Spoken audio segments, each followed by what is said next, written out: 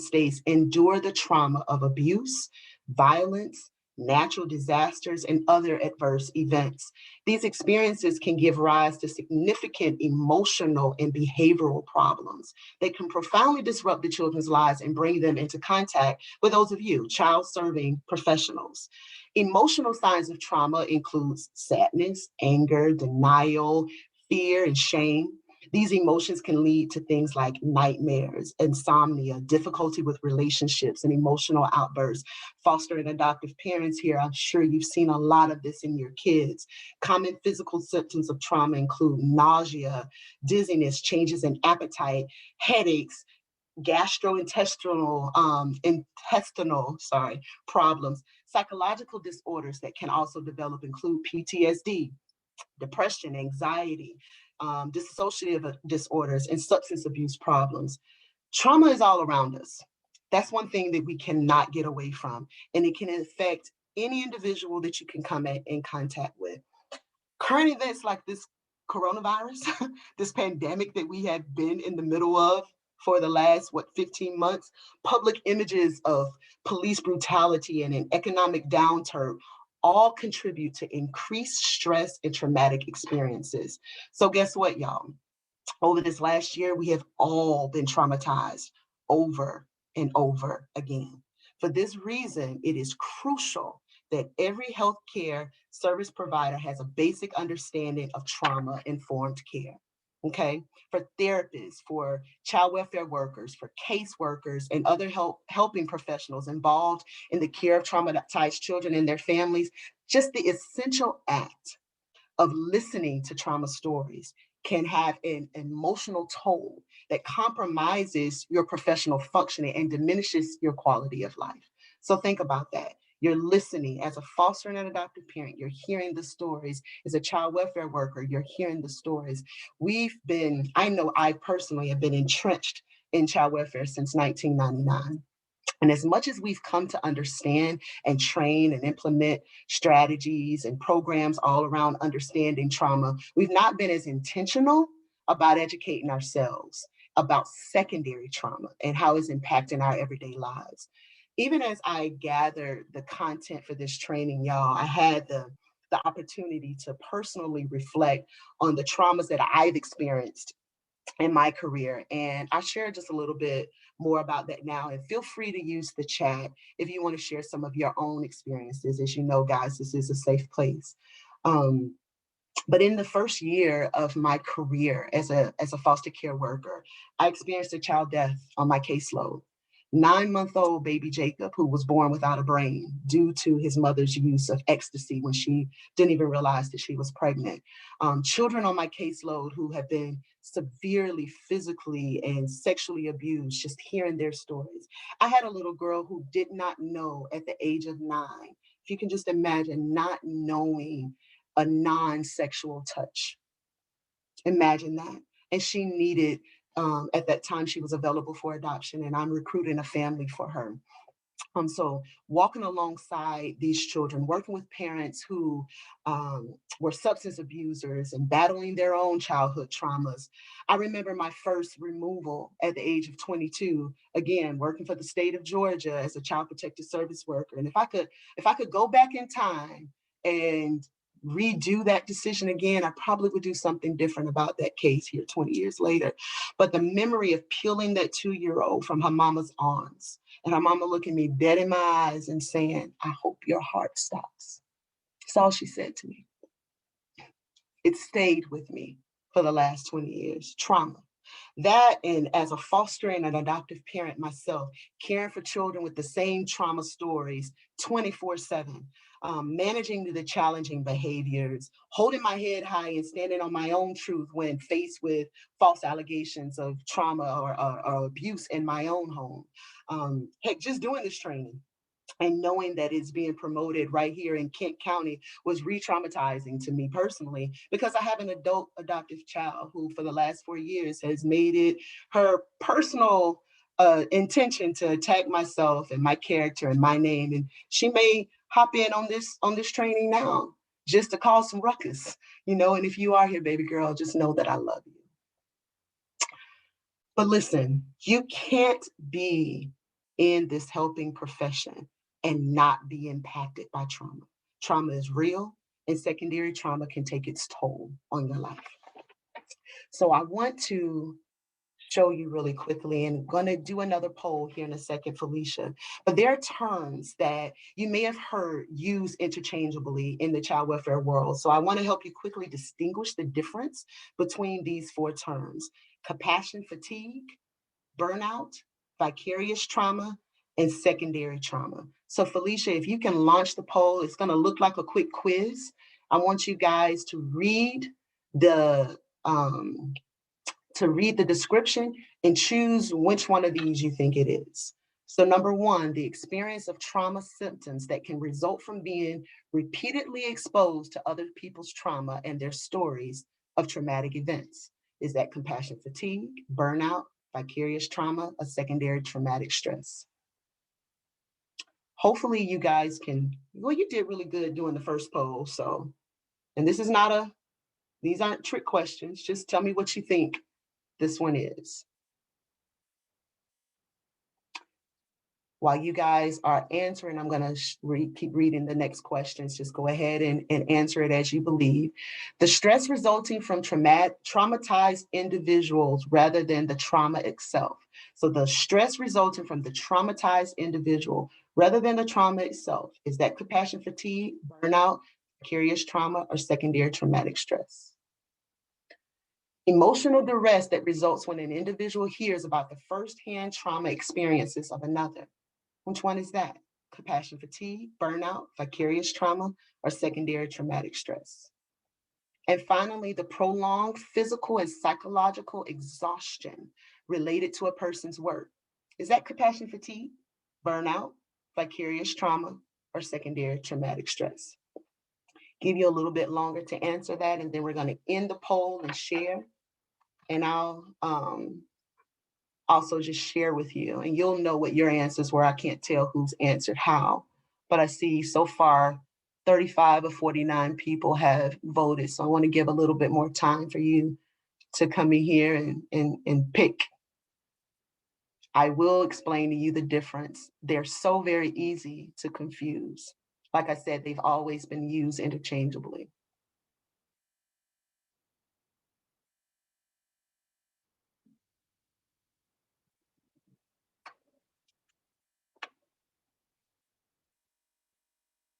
All right.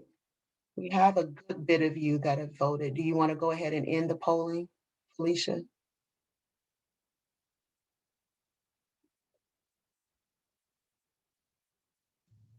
All right. So the experience of trauma symptoms that can result from being repeatedly exposed to other people's trauma and their stories of traumatic events is actually vicarious trauma. Oh, wow. Okay. So that's the experience itself of the trauma symptoms.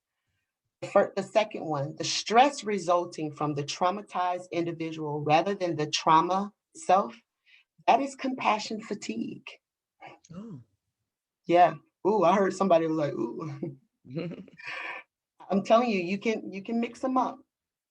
Number three, the emotional duress that results when an individual hears about the firsthand trauma experiences of another. That is actually secondary traumatic stress. And it's used interchangeably with compassion fatigue.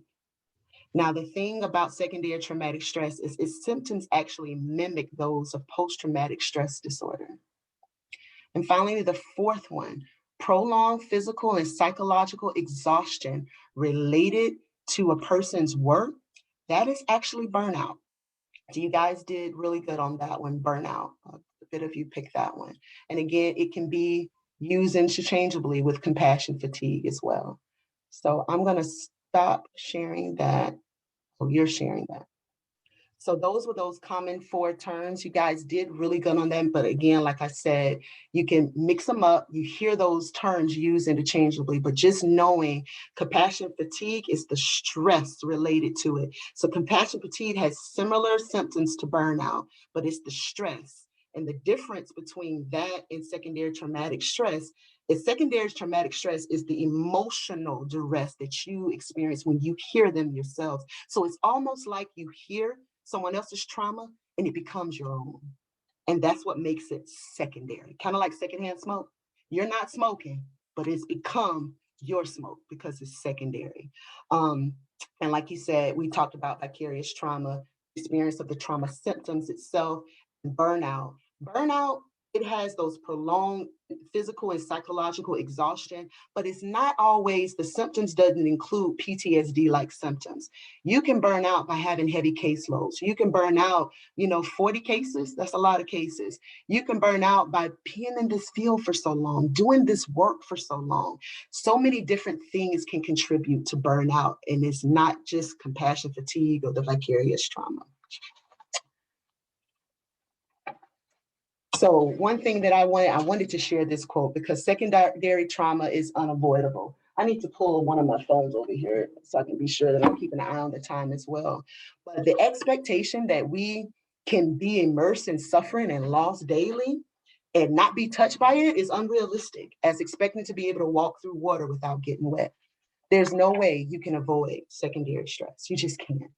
So what do we do? We have to first of all know and see and understand the symptoms, and also be able to come up with strategies. And that's what our time together will be covering. So secondary traumatic stress, as you see, um, it is the development of secondary traumatic stress is recognized as an occupational hazard. I put that in bold because it truly is an occupational hazard for professionals working with and foster parents caring for traumatized children. Studies actually show that 6 to 26% of therapists working with traumatized populations and up to 50% of child welfare workers are at a high risk of secondary traumatic stress and the related conditions of PTSD and vicarious trauma. Any professional working directly with traumatized children and that is in the position of hearing the recounting of their stories and their experiences is at risk of secondary traumatic stress. That being said, the risk appears to be greater among women. I can't see everybody in the chat. I can't tell if you're male or female, but is greater among women and among individuals who are highly empathetic, which I assume all of you are. If you're a foster parent, if you're an adoptive parent, if you're in child welfare alone, you're highly empathetic by nature. So you're at greater risk, okay? And if you have your own unresolved personal trauma, you're at greater risk of secondary traumatic stress. Risk is also higher for professionals who carry a heavy caseload of traumatized children, who are socially or organizationally isolated, which a lot of us are in the middle of this pandemic, or if you feel professionally compromised due to inadequate training. So if you feel ill-equipped to do this work, you're professionally traumatized or compromised, so you too are at higher, greater risk for secondary traumatic stress. Findings show that for our foster care parents and foster parents and adoptive parents, you're at higher risk of secondary traumatic stress. And that's suggesting that they are affected by the exposure of the trauma stories of their foster children. And you can't get away from it because you live it. They're there with you 24/7. You don't have the opportunity to turn your light on, off, and leave the office and close that case file and take vacation away from the trauma. Many of you live it daily, day in and day out. Like myself, I'm here. I get it. I've walked this walk right along with you, doing the work, but also living the work with children. So the role of foster care parents, though, is very different to other helping professionals because, again, it's home based and they have that less ability to set those boundaries about when the role affects them. Unlike nurses and social workers and everything else, we can't manage that as easily as a foster parent. Here's some of those things. I just wanted to throw this slide out here because substance abuse, trauma, alcohol, PTSD, nightmares, guilt, stress, anger, all of that heightened sense of danger, all of those things are things that you will feel an impact when you're dealing with secondary trauma.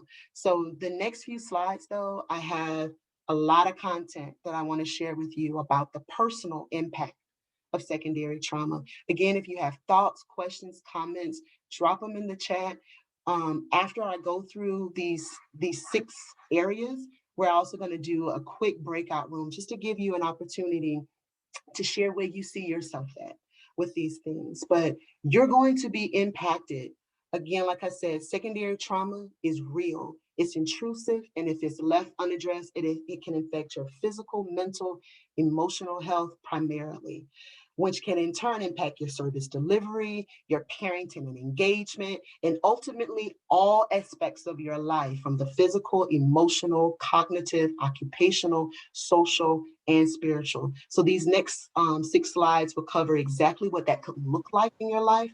My challenge to you is to listen attentively and to gauge where you see yourself impacted. So trauma, I'm going to keep saying this, it's all around us. And think about it. Not only are you caring for children who've experienced trauma in some capacity, but we have been repeatedly exposed in this last, COVID, this last 15 months, exposed to traumatic images. We've had major shifts in our everyday lives, personally and professionally. We've experienced the loss of friends and family members due to COVID, or you may know someone who's lost someone due to COVID. You may have battled the virus yourself. You may have nursed children and family members back to health, attended virtual funerals. I've gone to one myself in this last 12 months. We are all traumatized. So you may see a lot of the signs and symptoms in yourself. So I'm going to go ahead and cover physical symptoms. The physical symptoms of secondary trauma are symptoms that are often overlooked. We may attribute it to other life circumstances, but they're our body's first clue that something is off. So you're low energy, always feeling tired, in a physical and mentally exhausted way. You may find yourself saying things like, my brain just hurts, or my mind is foggy. You may find yourself disinterested in the things that used to motivate you.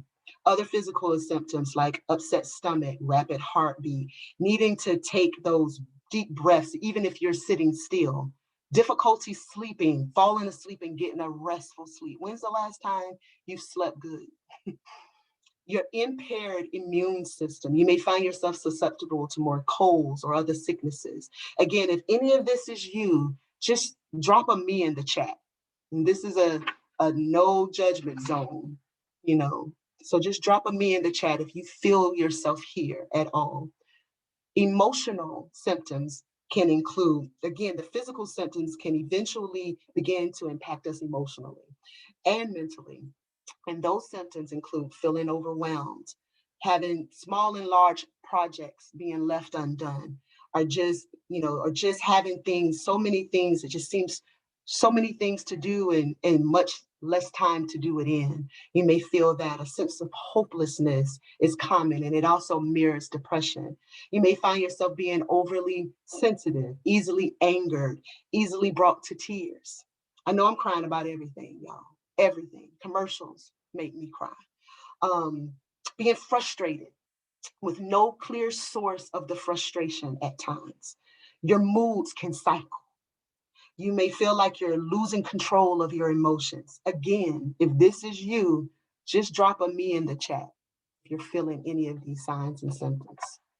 Cognitively, again, the physical and emotional symptoms will naturally begin to impact you cognitively.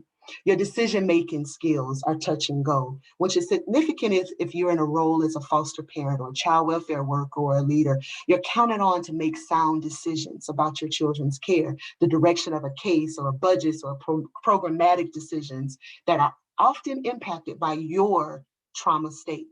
You may also start doubting yourself, your decisions, your abilities, or your skills. Again, you may experience periods where you're totally disconnected. You lack interest or enthusiasm or concern about things and people and situations that you usually cared about. On the other hand, you may find yourself being more rigid as you try to hold on to some sense of control. Again, if this is you, just drop a me in the chat. I can't see the chat. Jessica can see the chat. But if it's you, just drop a me there. I was going to let you know, Dr. K, it's really powerful. A lot of people are not alone or isolated out here. A lot of other people are feeling these ways. It's really powerful. Absolutely. Absolutely. Occupationally, if I can just cover this too, natural, you have your physical, your emotional, and cognitive symptoms that will naturally impact you in your workplace. Your work performance could decline. Reports can go unfinished or turned in late. You may miss meetings or forget about important events or forget about doctor's appointments for your kids or forget to go pick up your kids. How many of us have left some kids at practice a couple of times or two? You may call out sick more often or avoid meetings or other work responsibilities. In our current climate, where most of our gatherings are virtual, you may opt out and may want to hide behind the camera. Not picking on any of you because I can't see all of you. Many of you may have your cameras off. And so I'm not picking on you, but it's naturally, we may want to even hide behind that and miss out on those personal interactions. You may find yourself avoiding those connections. Again, if that's you, just drop me in the chat.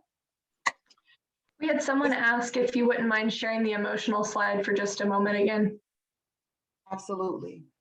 Again, the feelings of being overwhelmed, feeling hopeless, the overly sensitive, the angry, frustrated for no reason, or you can't put your finger on the reason because there's just been layers and layers and layers of emotional frustration and hopelessness. A lot of this stuff will mirror some of the same things that we see in our kids as well.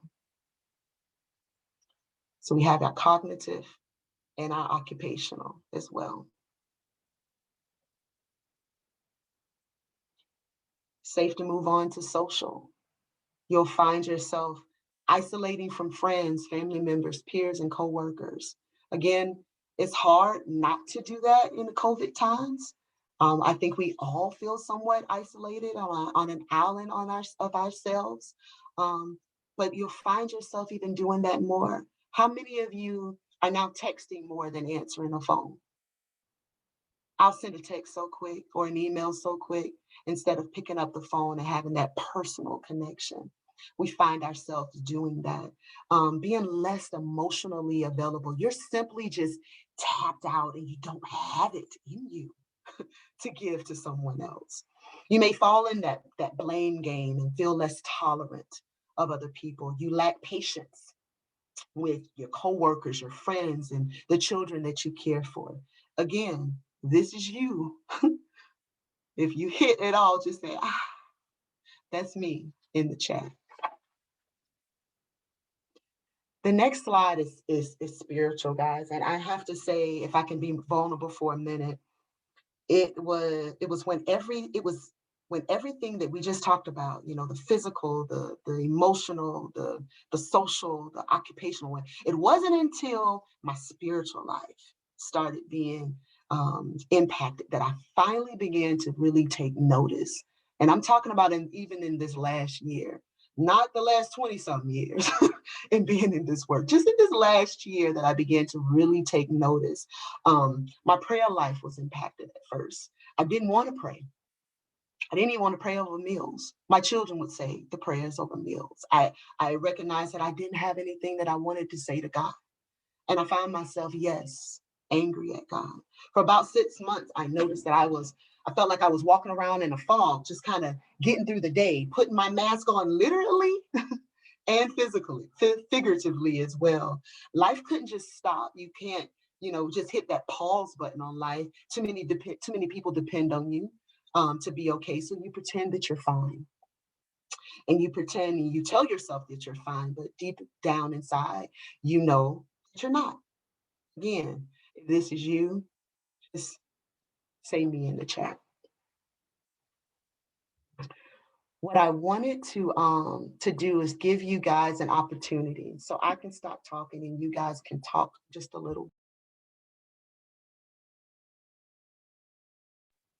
Was I muted? Host muted me. Somebody. Oh, no, you got it. I heard you. Oh, okay. It just popped up. It says the host muted you. So maybe it was for somebody else. But Jessica, I believe you're going to operate the breakout group discussions. So what I want you guys to do is she's gonna zoom you into these breakout rooms and give you an opportunity to discuss which of these 6 areas, the physical, emotional, cognitive, social, occupational, and spiritual, that you've seen yourself most impacted. I'm not asking you if you've seen yourself impacted. I'm asking you, where have you seen yourself most impacted by secondary trauma, and what has that looked like for you? I'm only going to give you like 3 minutes, but I want you to have an opportunity just to break out and to share for a few minutes in those breakout rooms. Jessica is going to be launching them. You're going to zoom out somewhere, and I'm going to bounce around in the Did you rooms. say you wanted 6 breakout rooms? It is 50. See, as soon as I talked about breakout rooms, the numbers went down. They're like, nope, I don't want to talk to nobody. So however many rooms you want to do to make it a small enough groups, it's about 50 of us. Maybe just do 5. Put Okay. 10 people each in a room.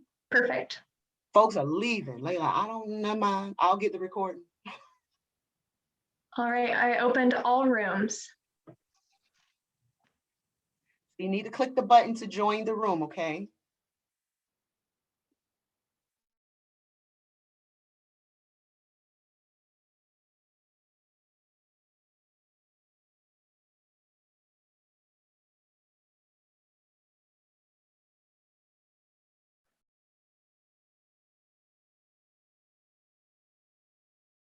So if you are still in the main group, there should be an option to join your room.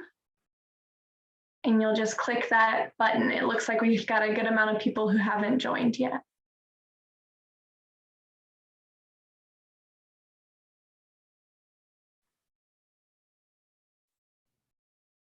Maybe they just have the training on in the background. Yeah, they might have stepped away too. Did she say how long she wants to do it, or will she pop back and tell us to close them? Probably. We should have asked that. Yeah, I did not ask.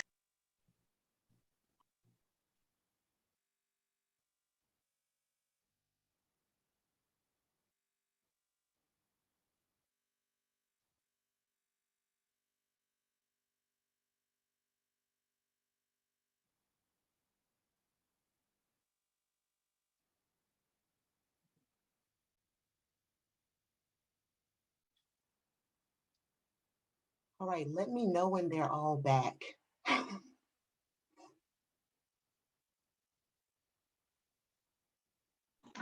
It looks like we still have a group in room 2 and 4, so I'll let you know once everybody's back on. Okay. Looks like they automatically close in 1 second, so we should be good to go. All right, all rooms are closed.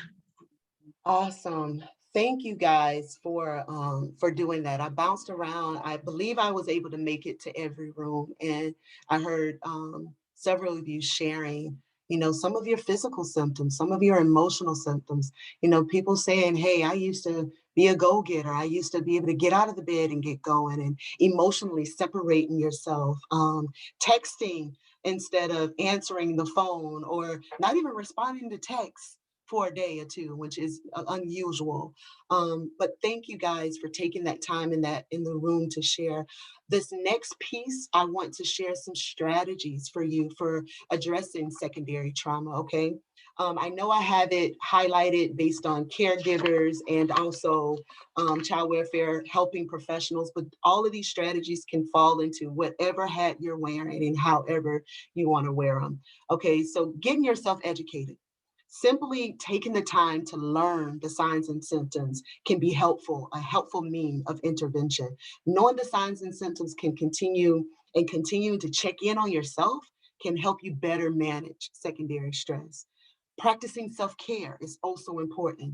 A balanced, nutritious diet, regular exercise. I have a whole gym now in my house. Regular exercise is so important. Even if you just get out for a walk and getting fresh air. That is self-care itself. Having a routine of getting restful sleep, sleeping in, not sleeping in until, 12 and 1 o'clock in the afternoon, but going to bed when the kids go to bed. That's sleeping in as well. That's the reverse, the way that I've been sleeping in here lately. Balancing your work and leisure time, which again can be increasingly difficult when you're working from home because it's hard to cut it off. But also just honoring your emotional needs. And speaking of emotional, setting those emotional boundaries. It's a challenge to remain compassionate and empathetic and supportive of others without becoming overly involved and taking on another's pain, which we're prone to do as caregivers and therapists and social workers. But setting those emotional boundaries help you maintain a connection while still remembering and honoring the fact that you're a separate person with your own needs. If people in a human services career are exposed to too much trauma, they may begin to feel overwhelmed, and people may feel that overwhelm in different ways. So simply taking those short breaks throughout the day to close your eyes, focus on your breath, or put your hands on your heart and just send yourself some love and compassion can make a big difference in the day. Engaging in outside hobbies, turning work off if you can. And also as foster and adoptive parents, getting outside, even if that means taking the kids with you, enjoying nature, but doing some of those outside hobbies. Studies have shown that work-life balance is becoming more and more important to other people, and making time for leisure activities and personal hobbies outside of work can help lower your stress and improve overall life satisfaction. Keeping a journal. I don't know how many of you do this, but because I'm I'm a type 3, I think it's a number 2 and 3 in the Enneagram. If you don't know about Enneagrams, we're the journalists, we're the helpers, we're the heart person. So I write down everything. And it's been good for me to journal. So journaling is actually an excellent way to process and release those emotions that may arise from your line of work, or may arise just from your caring for other children. My daughter and I used to journal to each other back and forth. And that was a practice that I taught her to get out some of her big emotions, but it also helped me too as a foster and adoptive parent. So taking just the time to cultivate that self-awareness and connection with yourself and your personal thoughts and feelings can help prevent the suppression of emotions, which we don't want to do, because that can lead to compassion fatigue and burnout over time. Using some of those positive coping strategies that we all know up here that we should do, but it's hard to really put them into practice. While it may be tempting to wash away your stress and your emotional burdens of your job and just everyday life with alcohol and drugs, I'm trying to tell you, if I drank or smoked something, I probably would have over these last few years. But again, it can actually have that reverse um, response. It can work the reverse, and it can compound stress in the long run if you do pick up alcohol and drugs. But consider making a list of those positive coping strategies to use in your times of stress. This might include deep breathing, meditation, taking a walk, talking with a friend, watching a funny movie. Kev on Stage, I don't know if y'all know about Kev on Stage, but every Friday, his stand-up, at-home comedy shows, it's just been amazing for me. Again, watching the funny movies, taking a hot, relaxing bath, taking a long shower, doing whatever manicures, pedicures, whatever you need to do to take care of you, positive coping strategies. Seek personal therapy. That is critical. And I would be remiss if I didn't have that on the list, that personal therapy is so important, not only for our children, but for us as well. You may find yourself being emotionally vulnerable, significantly stressed or overwhelmed. So consider seeing a trauma-informed therapist as well to help you process some of your feelings and implement strategies to help you combat secondary trauma and help you manage and maintain that healthy work-life balance. So again, personal therapy is incredible. For our helping professionals, looking at the time, Jessica, I know we have like 8 minutes. So helping professionals be able to just manage and maintain a trauma caseload balance. I know we're doing better now that you're not managing a 40 caseloads nowadays, but maintaining that trauma caseload balance. Support workplace self-care groups. So That could be having those support groups where we have open discussions about compassion fatigue and secondary trauma in the workplace, taking regular work breaks, routine check-ins with your supervisor, having mental health days are really important. On-site counseling would be incredibly important. Having relaxation rooms and massages and meditation classes are great, support workplace self-care type of things. Doing reflective supervision. Also, I wanted to mention that it can include journaling, but also taking that time to share with your supervisor and doing some of that tuning in to how you feel in your interactions with the children and families that you're serving. Offering that flex time scheduling. We should never really work a 9 to 5 or 8 to 5. You really shouldn't. It's not good for us. We should be able to have that time where you can flex out and come in at 10 o'clock or clock out a little early and work an 8 to 3 or work a 12 to 5 or pick up hours later in the afternoons or weekends or whatever. But having a flexible schedule could really be beneficial to you as a helping professional. Talking fast because, again, I'm trying to be mindful of the time. Providing training and training to staff and leadership, developing those opportunities to engage in self-care practices at work. Every Monday morning, one thing that our team does is we have a 30-minute pause to meditate and reflect. It has been a great way to just start off our work week. And if you can just include that in your time, block off time for you, creating those external partnerships with secondary trauma experts, having those regularly assess the vulnerability and resilience of your staff. It's so important that we're in tune to that as child welfare workers, that we acknowledge what we could be going through, what our staff are going through, and remember to continue to have these discussions as well. I want to see, we only have 5 minutes, so y'all got saved from breakout room because I was going to break you guys off to kind of talk about in your personal and professional roles. So when instead of a breakout room, I'm just going to ask you to drop in the chat, which of these strategies that are mentioned would be most helpful to you to implement in your home and in your place of business? So again, we may have been so aware of trauma and its impact on children and helping them to heal and cope through it all. But what about the secondary trauma that you've experienced? So what strategies would be most helpful to you to implement now to help you cope and heal? If you can use the chat to just share some of those things, and I'll let you be my eyes, Jessica. Absolutely. And before we close out today too, I have just a couple questions for you from the chat. But I am seeing people start to post. I see gardening, I see counseling, journaling, physical activity and work boundaries, self-care, exercise, guitar, singing, those creative activities, and then breath work, outdoor activities, all of that good stuff, meditation. All good.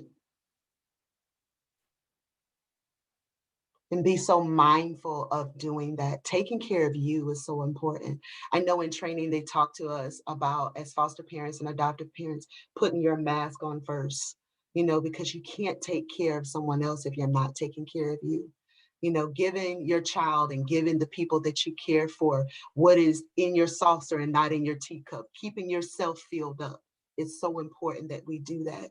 We as helpers, we do that so well for other people, but you have to be mindful of taking care of you as well. I see the chat thing lighting up, but I can't see what's in it. Yeah, so people mentioned hiking, all of those caregiver strategies has helped for them. Flex time is so important, especially because and I quote, our biological children, sorry, as it adds them, it keeps scrolling. Our biological children have felt the effects of secondary trauma, and helping them deal with this has been stressful for us, plus dealing with our own emotions, helping kids we have fostered. We need to find balance. Absolutely. You'll see this in your biological children. You'll see this in the children that you foster and care for, and you see this in yourself. It's layers upon layers. But being aware of it and providing those strategies. I know we talk about respite as foster parents as well, but respite that's not traumatizing to our kids, our foster children, our biological children, would be taking care of you. You leaving, having mom time and dad time, you doing something that's great for you, leaving everybody else at home and coming back. Taking care of you is so important. Did you have those questions? Because if not, I will end with just the ABCs of self-care. Yeah, just the questions. One of them is, can we get the source or study information for the statistics regarding the secondary trauma stress / questions about if you would be able to share your slides? Absolutely. What I'll do is I'll put this in a PDF file and I'll send it to you, Felicia, and you can share with everyone who registered or who showed up. And also in the slide also includes my my references as well. So I'll be sure to share those with you. Awesome. And please post in the chat too, before we close out, please post your email if you have not already and your name to make sure we can send you the certificate. Awesome. I'll just close out with the ABCs of self-care. Again, awareness, balance, and connection. Becoming aware of what issues are getting to you, seeking balance among your work, rest, and play in a long time. Balance is easy to say, but hard to do. Connecting with people you trust, respect, and for whom you care about, people who know you and can point out that they see something is off about you and can pour back into you. So again, awareness, balance, and connection. And my final slide is a quote that I wanted to share with you. Do not sacrifice yourself to help others. Increase yourself to help others. Your service and caregiving is a gift that should be nurtured and preserved. So be intentional and diligent about your own self-care. Thank you for your time. Again, this is my name, my email. If you wanted to connect with me, my website as well, and that's my personal cell phone number. So if there's anything that you guys need from me, again, like I said, I walk alongside foster parents and adoptive parents, consulting, mentoring, coaching. I'm here for you. So I appreciate this time.